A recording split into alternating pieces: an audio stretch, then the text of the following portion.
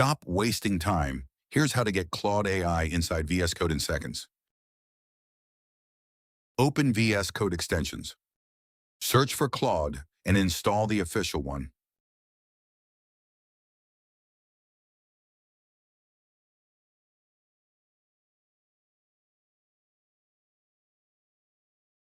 Open the Chat tab and click Authorize.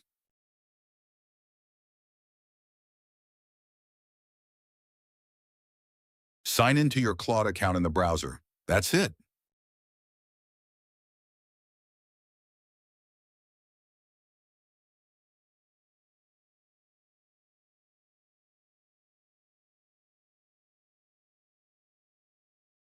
Now you can provide the prompt needed for the chat and get the work done.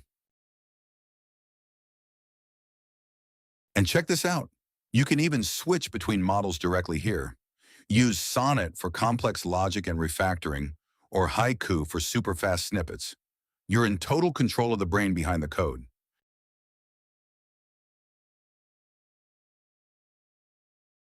Now Claude is directly in your IDE. Happy coding. Subscribe for more.